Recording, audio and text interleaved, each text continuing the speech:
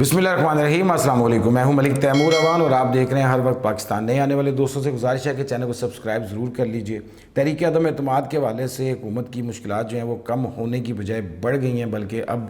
حکومت کا جو جانا ہے وہ ٹھہر گیا ہے۔ یہ اردو کی ایک ضرب المثل ہے جس کے مطابق ٹھہر جانا کہا جاتا ہے کہ لازم ہو گیا ہے جانا، کیونکہ ایک اور اہم اتحادی جو ہیں وہ پاکستان تحریک انصاف کی حکومت عمران خان کا ساتھ چھوڑ چکے ہیں۔ کن شرائط پر کس پارٹی نے یہ ساتھ چھوڑا ہے، یہ خبریں تو اب تک پہنچ چکی ہیں۔ اس کی اندرونی کہانی کیا ہے، اور خط کے حوالے سے آج صحافیوں سے وزیر اعظم عمران خان صاحب نے ملاقات کی ہے اور خط کے مندرجہ ذات جو ہیں وہ کچھ سامنے آئے ہیں۔ کچھ صحافیوں کے مطابق وہ خط ان سے شیئر بھی کیا گیا۔ بہرحال جی، پاکستان تحریک انصاف کے اہم اتحادی ایم کیو ایم جو ہے وہ چھوڑ چکی ہے پاکستان تحریک انصاف کو، عمران خان صاحب کو۔ کل میں نے اپنے ولاگ میں آپ کو کل کی تحریک عدم اعتماد کے حوالے سے جو ڈیٹیلز دی تھیں، اس میں حکومت کی تعداد 172 تھی اور پی ڈی ایم اپوزیشن اتحاد جو ہے وہ 169 تعداد پر پہنچ گئے تھے، اور میں نے آپ کو بتایا تھا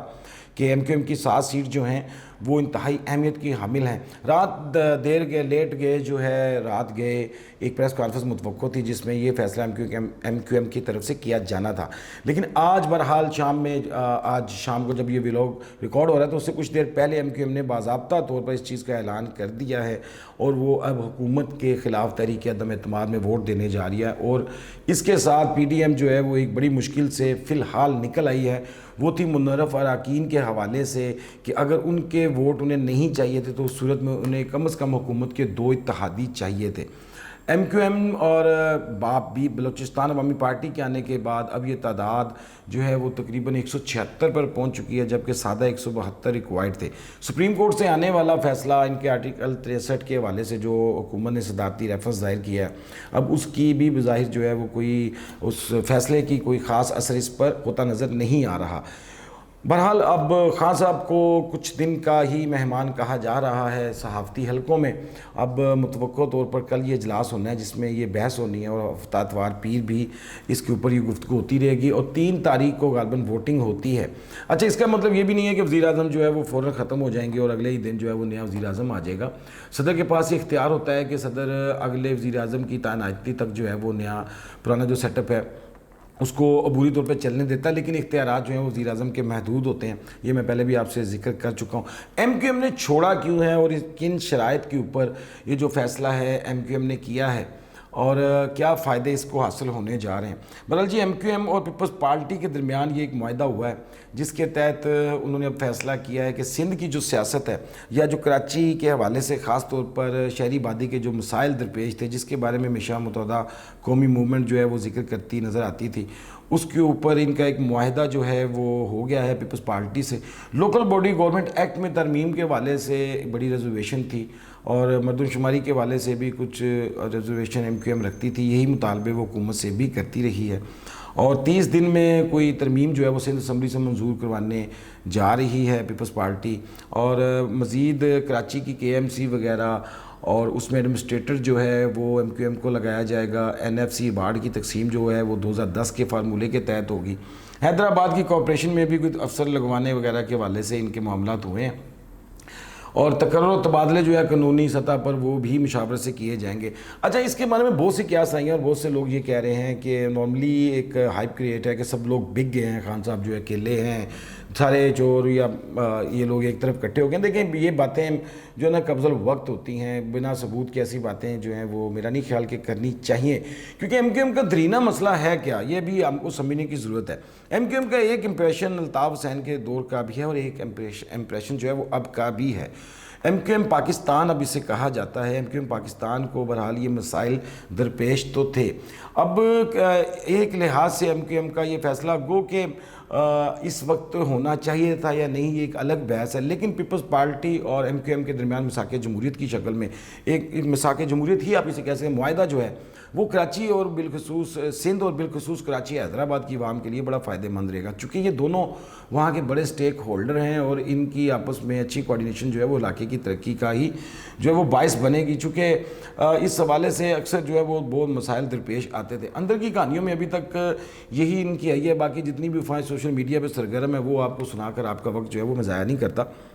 دوسری خبر جو ہے بڑی، وزیر اعظم عمران خان صاحب نے وہ خط مراسلہ جس کا ذکر انہوں نے اپنے جلسے میں کیا تھا، اس میں انہوں نے آج صحافیوں سے ملاقات کی ہے۔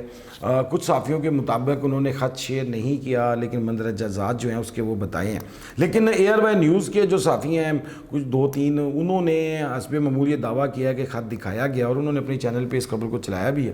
اور وہ یہ دعویٰ کرتے ہوئے نظر آتے ہیں کہ وزیر اعظم عمران خان نے صحافیوں کو وہ خط دکھایا ہے، جبکہ میری اطلاعات کے مطابق صحافیوں کو وہ خط نہیں دکھایا گیا۔ بہرحال اس خط کے تھوڑے سے مندرجہ ذات جو بیان کیے ہیں تقریباً وہی ہیں جو کل وفاقی وزراء جو ہیں وہ پریس کانفرنس میں بیان کر رہے تھے، لیکن تھوڑا سا اس میں مختلف ہے۔ اور اس کا جو مین پوائنٹ تھا جو ذکر کیا گیا کہ اگر تحریک اعتماد ناکام ہوئی تو وہ خوش نہیں ہوگا، غالباً کسی ملک کا ذکر کیا جا رہا ہے، اور پاکستان کے لیے اگر یہ کامیاب ہو جاتی ہے تو پاکستان کے لیے سب کچھ معاف ہوگا۔ اچھا، عوام کو کافی اس خبر کے بارے میں جاننے میں جو ہے وہ دلچسپی ہے کہ آخر یہ کون سا ملک ہے، لیکن اس سے پہلے میں چھوٹی سی ایک تمہید ماننا چاہتا ہوں کہ اگر یہ اتنا حساس معاملہ ہے کہ، اور اس پہ آج اسلام آباد ہائی کورٹ نے ایک فیصلہ بھی کیا کہ وزیر اعظم سیکرٹ ایکٹ جو ہے اس کی آئین کی خلاف ورزی نہیں کریں گے، اور اس کو جو ہے نا پابند کیا گیا ہے کہ وہ اس خط کو افشا نہ کریں۔ اب یہ درخواست کس نے دی تھی، کیوں دی تھی، یہ بھی ایک الگ سٹوری ہے، بات اور طرف چلی جائے گی۔ لیکن اگر یہ اتنا حساس معاملہ ہے تو اپوزیشن کی ڈیمانڈ کے بعد یا آفر کے بعد اس کو پارلیمنٹ میں کیوں نہیں لایا جا رہا، اس کو ڈسکس کیوں نہیں کیا جا رہا؟ کیونکہ وزیر اعظم کو دھمکی ملنا کسی بھی ملک کی طرف سے وہ وزیر اعظم عمران خان کا ایشو نہیں ہے، وہ ایشو جو ہے وہ پاکستان کا ایشو ہے۔ جب پاکستان کو کہ وزیر اعظم کو کوئی خط آتا ہے، وہ ہمارے اندرونی مسائل ہیں، وہ جیسے بھی ہوں، وزیر اعظم سلیکٹڈ ہوں، الیکٹڈ ہوں، یا ان پہ الزامات ہوں، کوئی بھی انہیں لے کر آیا ہو یا وہ خود جیت کر آئے، سب صورتوں میں ہی وزیر اعظم جو ہے وہ پاکستان کا سب سے بڑا ایگزیکٹو ہے۔ اس کے خلاف جس ملک نے سازش کی ہے، میں شاہد خاقان عباسی کا وہ بیان کل والا انڈوز کروں گا، ان کے کہنے کے مطابق اس ملک کے سفیر کو فوراً جو ہے وہ ملک بدر کرنا چاہیے۔ اس سے ایک واضح پیغام جاتا ہے، چونکہ اچھا اب یہ کہانی کوئی سیاسی بھی لگ رہی ہے، چونکہ وہ کہتے ہیں کہ مکمل جو ہے وہ سامنے بھی نہیں آیا جا رہا، اور کہانی جو ہے وہ چھپائی بھی نہیں جا رہی۔ لیکن جو میرے سورس ہیں، جو میری خبر ہے، اس کے مطابق امریکہ جو ہے وہ اس خط کے حوالے سے شامل ہو سکتا ہے، اور ایک خبریں جو ہیں کچھ میرے پاس ایسی ہیں کہ امریکہ میں جو ہے نا وہ پاکستانی سفارتکاروں کو طلب کیا گیا اور تحریک عدم اعتماد کے حوالے سے ان سے بات کی گئی ہے مبینہ طور پر، کیونکہ خبریں ہوتی ہیں، خود تو موقع پہ کوئی بھی صحافی موجود نہیں ہوتا، یہ خبریں آپ تک پہنچتی ہیں مختلف ذرائع سے، آپ ان کی تحقیق کرتے ہیں اور آپ بیان کرتے ہیں، لیکن غالب امکان یہ ہے کہ امریکہ جو ہے وہ اس چیز میں شامل ہے۔ اچھا، اب اس میں بہت ساری باتیں ہیں، اور جس طرح اس چیز کو میڈیا میں دیا جا رہا ہے اور روز اس پہ تبصرے ہو رہے ہیں، اب تحریک عدم اعتماد یہ کسی خبر کو یا کسی وقوعے کو کا اثر زائل کرنے کے حوالے سے ہے۔ بہرحال یہ تو وقت کے ساتھ ہی چیزیں واضح ہوں گی، لیکن ابھی تک وزراء کے بیانات، چینلز میں صحافیوں کے حوالے سے ملاقات، خبروں کے حوالے سے باتیں جو ہیں، خط کے حوالے سے وہ فوائیں ہی سرگرم ہیں، خط سامنے لایا نہیں جا رہا۔ لیکن جس انداز سے اس حساس موضوع کو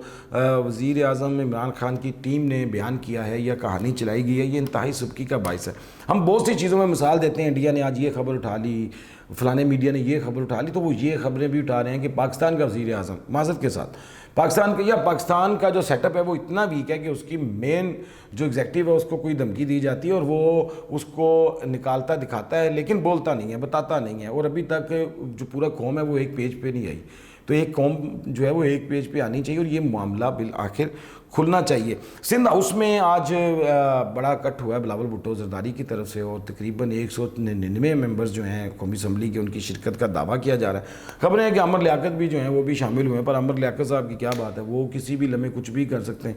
اور وہ خان صاحب سے ناراض بھی ہیں، ملتے بھی ہیں، اور ان پہ شکایتوں کا اظہار بھی کرتے ہیں۔